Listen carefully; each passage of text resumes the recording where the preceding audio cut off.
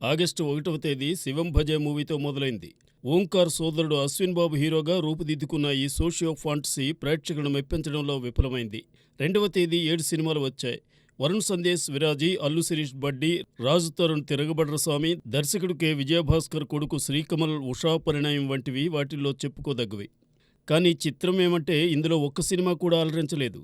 ఇక సెకండ్ వీక్లో 10 చిత్రాలు వచ్చాయి. అందులో జగపతి బాబు, అనసూయ నటించిన సందేశాత్మక చిత్రం 'సింబా' కూడా ఉంది.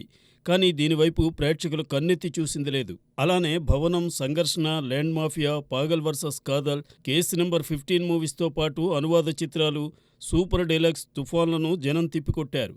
ఈ వారం విడుదలైన సినిమాల్లో ప్రేక్షకులను ఆకట్టుకున్న ఏకైక చిత్రం 'కమిటీ కుర్రాళ్ళు'. నూతన నటీనటులతో నిహారిక కురుదెల ప్రొడ్యూస్ చేసిన ఈ మూవీ మంచి లాభాలను తెచ్చిపెట్టింది. ఆగస్టు 3rd వీకెండ్లో కేవలం 5 చిత్రాలే విడుదలయ్యాయి. ఇందులో 2 అనువాద చిత్రాలే. రవితేజ నటించిన 'మిస్టర్ బచ్చన్', రామ్ హీరోగా నటించిన 'పూరి' చిత్రం 'డబుల్ స్మార్ట్' ఒకదానితో ఒకటి పోటీ పడతాయని అంతా భావించారు. కానీ ఈ 2 సినిమాలు మెప్పించలేకపోయాయి. అలానే అనువాద చిత్రాలు 'తంగలాన్', 'వేద' సైతం ప్రేక్షకులను ఆకట్టుకోవడంలో విఫలమయ్యాయి. వీటితో పాటే స్వాతంత్ర్య దినోత్సవ కానుకగా వచ్చిన వినోద ప్రధాన చిత్రం 'ఆయ'కు బాగానే ఆదరణ లభించింది.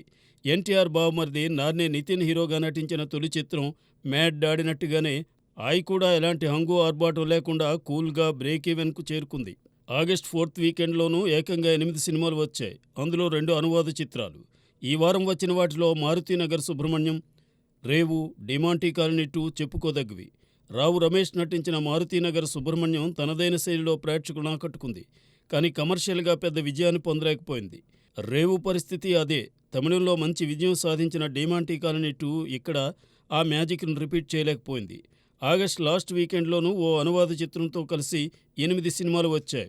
అందులో ప్రధానంగా చెప్పుకోవాల్సింది నాని నటించిన పాన్ ఇండియా మూవీ 'సరిపోదా శనివారం'. వివేక్ ఆత్రేయ దర్శకత్వంలో డివివి దానయ్య నిర్మించిన ఈ సినిమా ఆర్టిస్టుల పెర్ఫార్మెన్స్, టెక్నీషియన్స్ క్రియేటివిటీ కారణంగా పాస్ అయిపోయే దిశగా సాగుతోంది. ఫస్ట్ వీకెండ్లో ఈ సినిమా 4 రోజులకు గాను 60 కోట్లకు పైగా గ్రాస్ను వరల్డ్ వైడ్ కలెక్ట్ చేసింది. వర్షాల ప్రభావం కలెక్షన్స్ మీద కొంత చూపిస్తోంది.